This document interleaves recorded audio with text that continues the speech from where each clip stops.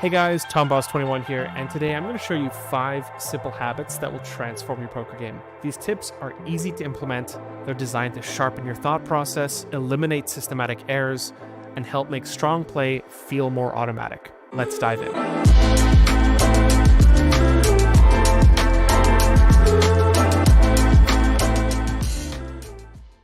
My position in the poker industry is somewhat unique. You see, most coaches specialize. They get really good at some format, or they get really good at teaching some player type. But my time at GTO Wizard has taught me to generalize. That means I cover all different formats and teach all different player types. As I was crafting this video, I wanted to find 5 habits that could help as many players as possible, whether they're grinding low stakes online or battling high stakes live games. So I designed these habits to be immediately implementable, useful across all skill levels and formats, and focused on eliminating systematic errors. If you apply these tips consistently, they'll sharpen your thought process and are virtually guaranteed to improve your game. Here's what we're covering today. First habit, name the nuts. Every single time the community cards change, name the strongest possible hand, and after a while, this is going to become a completely subconscious part of your game. Secondly, everything's a draw. Every single hand is a draw. Do you have third pair on a dry disconnected board? No, you don't. You have a draw with 5 outs. Every hand is drawing to something better, and this is kind of a crucial part about how an optimal strategy is constructed, is that you have to think about the value of your hand by the river, by showdown. So I'll show you how solvers actually use this rule to determine which hands to pot control with and which hands to build a pot with. Thirdly, the 3-second rule. This is basically just a way to prevent yourself from giving away timing tells. You wait 3 seconds if you're going to continue in the hand. This sounds simple, but I'm going to show you how when you snap call or when you make any snap decision, you're basically telling your opponent, I didn't have a hard decision, right? I didn't have to think about raising. I didn't have to think about folding. And this basically narrows down your hand really quickly. And I'll show you how to punish people that make this mistake by accident. Fourthly, the credibility check. So this is just a way to make sure that your betting story makes sense and it helps you pick good sizings and stuff. Essentially, before you bet, I just want you to name like 3 hands in your head that would take this line for value. By doing this consistently, you're going to find that you're more consistently going to pick sizes that make sense given the betting action and given the texture. You can also apply it to your opponent to see if their line makes sense. And fifth, find the pure plays. This is kind of a tip for studying solvers. It's a good way to find like which hands are dictating the strategy and kind of aligns with the incentives of the solve. All right, so let me get into each of these in a little bit more detail now. Okay, tip number 1 is to name the nuts. I think a lot of pros would scoff at this tip because it's so simple, but the truth is that everyone gets surprised from time to time. If you've ever played poker and you're like, oh crap, I didn't even see that my opponent could have a straight here. How did I miss that there's a straight possible on this board? Or whoops, completely overlooked the fact that the backdoor flush completed. I got all this money in with a straight, wasn't thinking about the flush. Or, oh crap, there's better boats out there. I got everything in with the worst possible boat, but I didn't even think about the fact that my opponent could have a better boat. If you've ever found yourself feeling surprised, it's probably because you haven't implemented this into your thought process. Now, the truth is that highly experienced players have already made this an automatic part of their game, but they might not have done so through training. They probably did so through experience, right? You play enough hands of poker, eventually this does become an automatic part of your game. But you don't have to gain that experience manually through trial and error, through pain. You can gain this experience through just active training for a day, right? If you just name the nuts a few hundred times on a few hundred boards, eventually you're going to get so good at it that you can look at 5 cards and just know, without even thinking about it, what the best hand is. And then you'll never be surprised again. By actively training this, you'll also learn to kind of contextualize the strength of your own hand and put it into perspective and think about, can me or my opponent credibly rep the nuts in this situation? Here's how you guys can train this. Now, you could just take a deck of cards at home, deal out 5 cards, and practice saying the nuts out loud. But in GTO Wizard, you can do the same thing. So just pick any random spot, let's say button versus bid blind, and we'll be utilizing this randomize button here. This is going to deal us some random cards. And as soon as I deal out the flop, I want you to think of what the nuts is immediately, okay? Are you ready? Let's go. Best hand is a set of queens, right? And what I'm going to do now is just check it down to the river, and we'll change that to range. And the reason is I don't actually want you guys paying attention to the strategy. I want you paying attention to the flop and turn river. Okay, best hand is a set of queens. Next, still a set of queens. Next. Now the best hand is a straight 5-8, right? So 4, 5, 6, 7, 8. All right, so now I want to go back. We're going to, and I want to clear out the Turner River card. So I'm just going to choose a different flop action that'll clear that out and then randomize the flop. Best hand is a set of queens. Random turn card. Best hand is quad fours, followed, of course, by queens full of fours, tens full of fours, and so on. Check it down to the river. Best hand is still quad fours. Okay, back to the flop. Clear it out. Randomize the flop. Best hand is the queen jack straight. Still the queen jack straight. Now the best hand is the 3-4 straight flush. I almost said the king high flush, but I was paying attention, luckily. Okay, one more time. We will randomize this. Best hand is quad threes, followed, of course, by fives full of threes. Still quad threes, followed by kings full of threes. And now the best hand is still quad threes. Okay, and we'll do that one more time, just for good measure. Random. Best hand is a set of queens. Random. Best hand is quad twos. Random. Best hand is still quad twos. So you guys get it. That's kind of the process. You just kind of keep going through there, and you can add on to this by naming like not just the first nuts, but like the first few nuts. That'll get you even better at this. But basically, I think if you practice this like a few hundred times, you just get so absurdly good at it that you don't even have to think about what the best hand is. Now, if you were watching me do that and you were thinking, wow, that was really fast, it's easier than it looks, right? Just go and click through a few hands. You'll find that after a little bit of practice, this becomes very automatic. Rule number 2, everything is a draw. This is a pretty important mindset shift that's going to get you in the habit of thinking of made hands as draws, because they are, realistically. So what I want you to do is every time the board changes, think about how your hand improves. How does my hand become the nuts? What is the best possible runout? Or, alternatively, what runouts might counterfeit my hand? The reason you do this is because it's going to help you gauge your implied odds and your reverse implied odds. It's going to help you figure out like if your outs complete their draws. So how clean are your outs? And generally speaking, you want to try and build pots with hands that have good visibility. Let me show you what I mean. Cutoff versus big blind single raise pot. The flop is queen 6-5 monotone. Cutoff c-bets action on big blind, and here we can see that they're check raising with a set of sixes as well as a set of fives.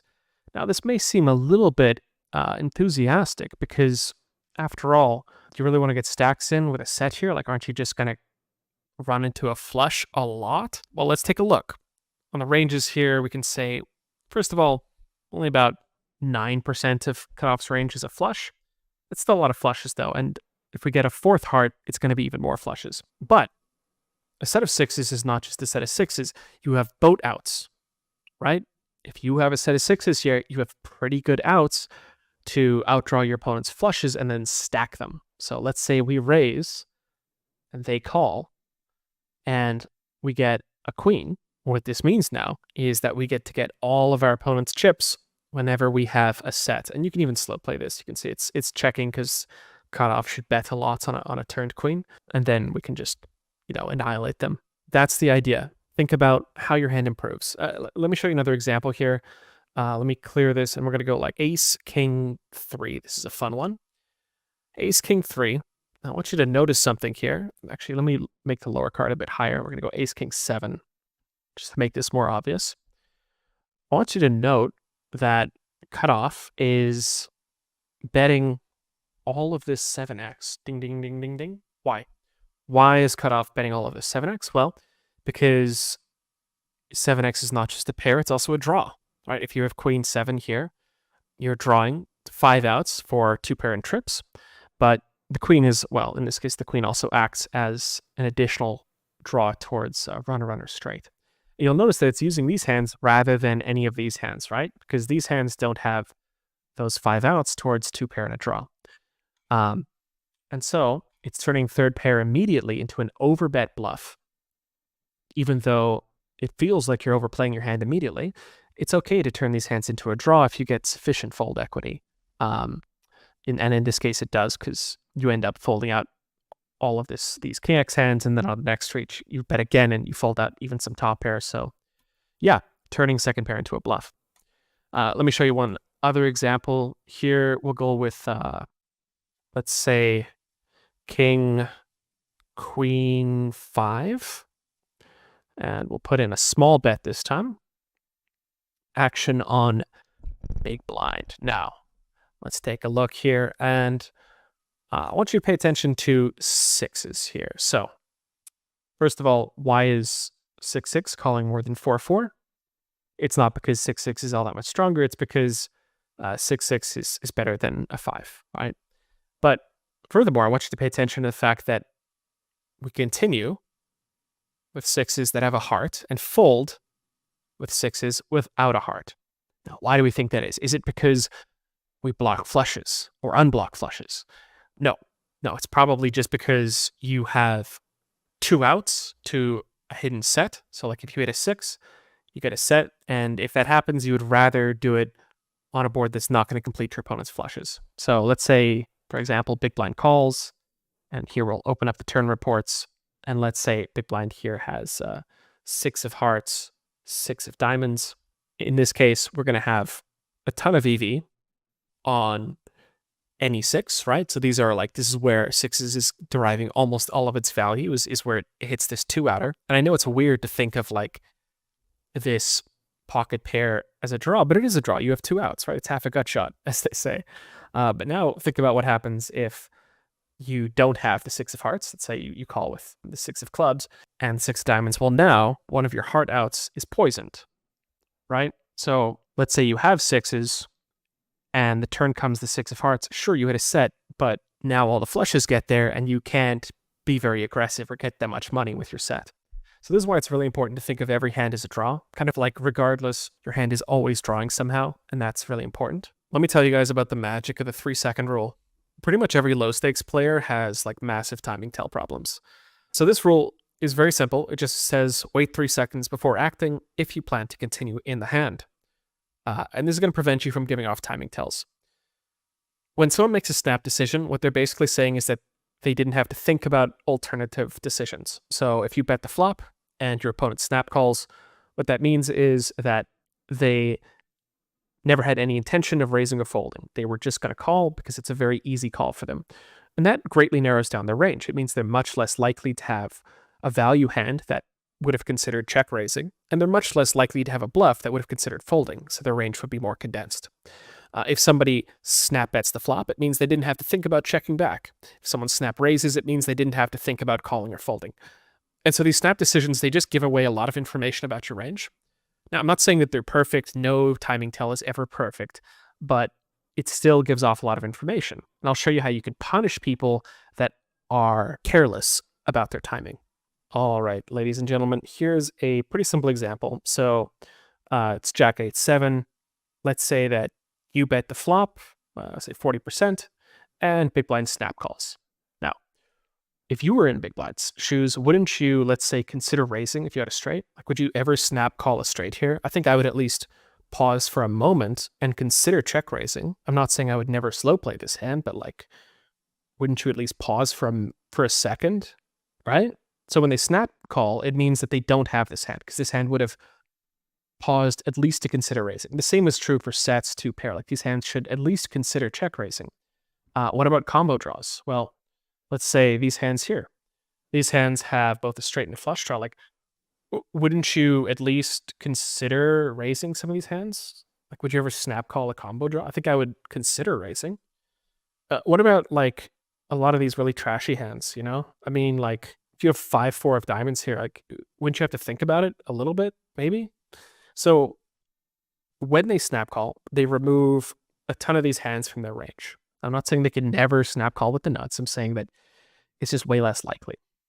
And so the way we can represent this in a solver is by node locking. So the first thing I'm going to do is I'm actually just going to node lock our c-bet, because the thing is we couldn't have anticipated that they would snap call. And so if I start by changing the big blind strategy, then button will change their strategy in response. So lock everything up until the snap call. So the way we do that is go to the lock and unlock, lock it all in place, ding. Now here, what we do is we click this node lock button, set strategy, and all I want to do is just remove the straights, sets, two pair, etc. from the range. So I'm going to click raise 100%. And again, I'm not saying that they would always raise these hands. I'm saying that if they snap call, they probably don't have these hands. And all I'm doing is removing these hands from their calling range. So sets, straights, two pair, raise, raise, raise. Now these hands are all red, indicating that they're no longer in the calling range. Combo draws would have at least considered a raise, I think. So we remove the combo draws. Let me filter those. These are all red now, meaning they're no longer in the snap call range. What about these trash hands? Well, I think like hands like 5-4. These hands probably aren't in the calling range, right? These hands would have at least considered it. I think that hand like, let's say Queen 10 here, I think these hands would consider raising sometimes, you know? These gut shots. So all we're going to do is lock it up.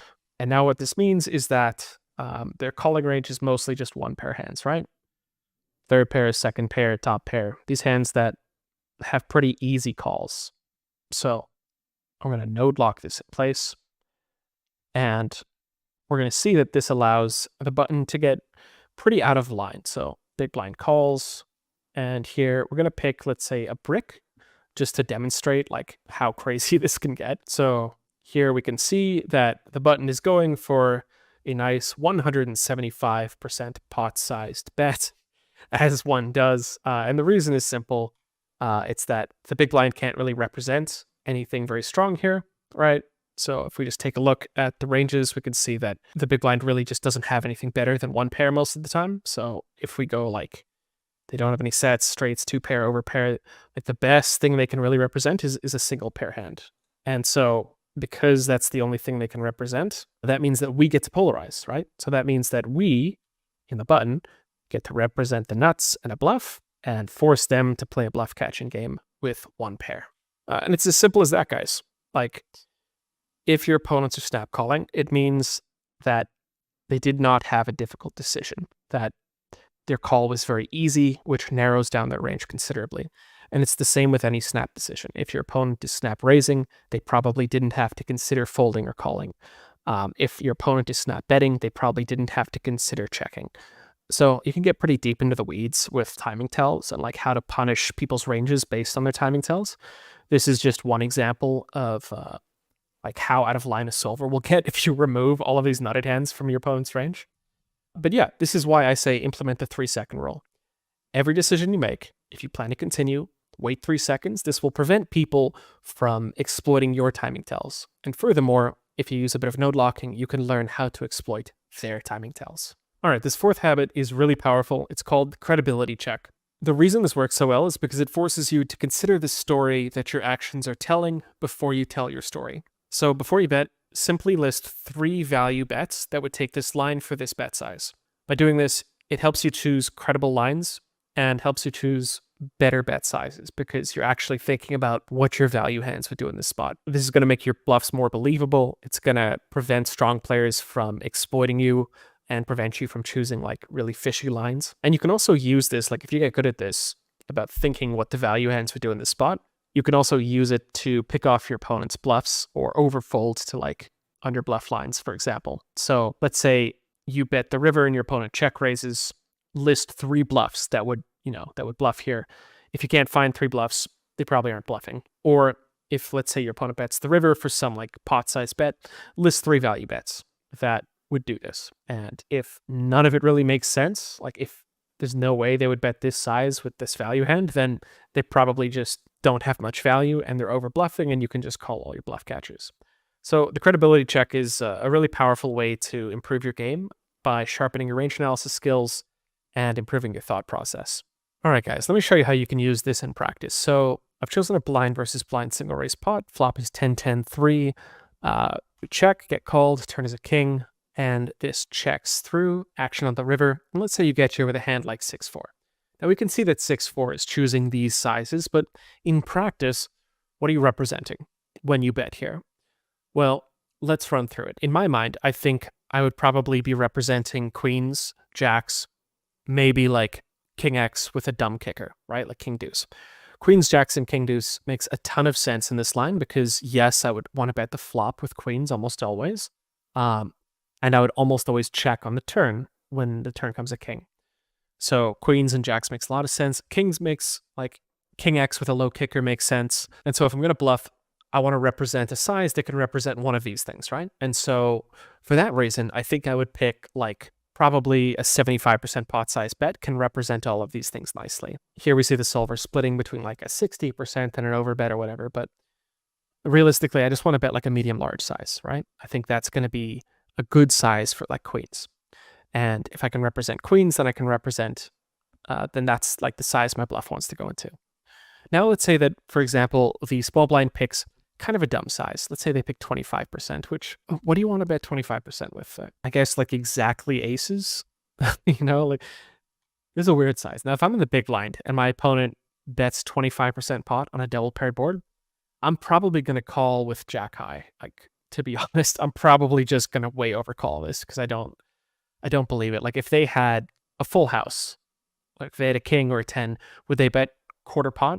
Like, this is probably just like a counterfeited pocket pair that's betting this size. So I probably just call with queen high, all my jack high, all my ace high. Yeah, I just don't trust this size. So again, just think about what hands some line is credibly representing, right? Here, a quarter pot bet, you can't really credibly represent a boat. You can't really credibly represent much of anything with this bet size. So you can basically, like big blind, just call super wide here. You can use this to choose better sizings. You can use it to sniff out overbluffed or underbluffed lines. Anyway, hope that helps. And tip number 5, find the pure plays. In game theory, a pure play is when you're not mixing multiple actions. So if I always call with this hand in this spot, that is a pure action. If I always fold, that's a pure action. Whereas if I'm mixing calls and folds, that's a mixed action. And this is actually like a really important point in game theory because pure actions clarify value thresholds. Also, we have something called mixing mistakes versus pure mistakes in solver theory, where if you, for example, if you're playing against GTO and a hand is supposed to, let's say, call half the time, fold half the time, against a fixed equilibrium strategy, it doesn't matter if you always fold or always call. You're not going to lose EV unless your opponent exploits to or deviates to exploit that imbalance in your strategy. Whereas a quote-unquote pure mistake is when you deviate away from a pure action. So folding a hand that literally always calls is a pure mistake because it loses EV against your opponent's strategy without them even needing to adjust. So when you're starting with solvers, it makes sense to first outline where the pure actions are, like what hands are doing something in pure, because that's going to kind of clarify the value thresholds and the incentives of the position. And we find that this leads to less tunnel vision while studying. Shout out to Madman Slime for sending in this tip, by the way. This is a nice one. Okay, last example here. We have cutoff versus button 3-bet pot. So cutoff opens, button raises, cutoff calls with this range. We take a flop, king 10, queen 2-tone. Here, the cutoff should check everything. If we check the compare EV mode, we're going to notice that betting is a strictly lower EV strategy than checking for the majority of our continuation range. So we're going to just go back to strategy, check it over, and again, identifying the pure actions, we'll notice that button should always bet this flop. And the reason is relatively straightforward. It's because the button absolutely smashes this Broadway-heavy flop with their Broadway-heavy range. Well, the big blind's range is going to struggle with all of these crappy pocket pairs that just whiffed. So here, let's say the button bets. And now I want to identify the pure actions in cutoff's range. So the first thing we're going to do is switch this over from vertical view to horizontal view. And what this does is it shows each combination individually: spades, hearts, diamonds, clubs. And so, for example, we can see that, let's try filtering out for the low pairs. And these hands are basically always folding, but Tom, some of them are continuing. Okay, well, let's filter those out. Let's say we have excluding the spades. Okay, now we're folding 100% of the time, as you can see. So we've already identified that continuing with any of these hands is a pure mistake, right? And if we take a look at the expected value, the EV of calling with a hand like sevens here is negative 0.6, which doesn't sound like much, right? Until you realize that this is per hand. So what happens when you multiply negative 0.6 by 100? Well, you end up with negative 60 BB per 100. Okay, so not a great hand, right? So calling here is a it's a pretty big mistake, right? And you want to eliminate those massive blunders from your strategy. Furthermore, we might identify some pure calls. So the way I would start with this, rather than looking at the hand grid, is maybe I would take a look at, let's see, like top pair here appears to be pure green. So I'll highlight this, and we can identify some of these hands are pure calling. And it appears to be primarily top pair without hearts. Straights are mixed, sets are mixed, two pairs mixed for the most part. So lots of mixed decisions, but by starting with the pure decisions, it makes it easier to not get tunnel visioned on like nonsensical, like tiny things like, well, why are we continuing with this eights and not that eight? So you're missing the bigger picture. The bigger picture is all of these hands fold for the most part. And that's going to clarify your value thresholds. That's the more important thing to focus on. This minutia is like, this is less important than this is the thing that you should pay attention to, not the minutia. Okay? So that's what I mean by pay attention to the pure actions. It just makes it easier to clarify what your value thresholds are. Makes it easier to understand like the incentives of the position, how valuable different hands are in different spots. Just kind of improves what you look at when you start looking at a solve. Okay, guys, let's summarize these 5 simple habits. So if you watched the whole video, thank you for watching. If you skipped ahead to just let me give you the TLDR, here it is. Firstly, name the nuts. Every time the community cards change, find the strongest hand. Find the second, third, fourth, fifth nuts. Do this consistently for a few hundred hands, consciously and consistently, and you'll soon find that you become so good at it that you don't even have to think about it. You'll look at a board and subconsciously just know what the nuts are without even thinking about it. And then you'll never be surprised again, right? And that's going to save you a lot of big costly mistakes in the future. Secondly, everything's a draw. Every single hand is drawing.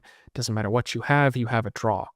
So get into the habit of thinking of made hands as draws. Get into the habit of thinking about how your hand can improve and how your hand strength will change on future streets. And then choose to build pots with hands that have good visibility rather than hands that have terrible visibility. Thirdly, the 3-second rule. This is designed to prevent you from giving off timing tells. Remember that every snap decision is broadcasting that you didn't have to think about that decision. So if you snap call, you didn't have to think about raising or folding. You knew you were going to call. If you snap bet, you didn't have to think about checking back. And this greatly narrows down your range and gives off a lot of information unnecessarily. So the simple rule is that if you plan to continue, wait 3 seconds before you make an action. By doing this consistently, you'll prevent yourself from giving off timing tells and prevent strong players from exploiting you. Furthermore, you can use the opposite side of this to exploit players who are snapping, who are giving off timing tells. Fourthly, the credibility check. So before you put in some bet, consider at least 3 value hands that would take this line for this bet size. And the reason is very simple, right? If you can credibly represent value, then you can also bluff that line, right? This is going to make your bluffs a lot more believable because you're going to be choosing sizes that make sense for the value you're representing. But you're also going to be able to use this to like identify better sizings, identify where your opponents might be over or under bluffing, sniff out the over bluffed lines, etc. 5, find the pure plays.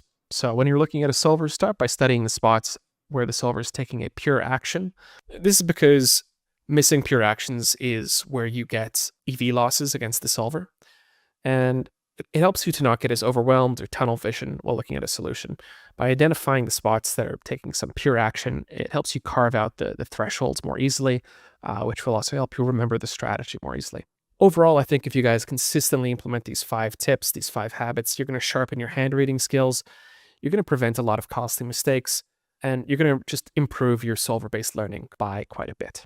Alright everyone, that's the video. Hope you liked it, hope you got something out of it, and I hope these tips help out your game. If you're looking for even more tips to improve, check out How to Crush Poker in 2025. I outlined lots of great habits in there that can help you improve.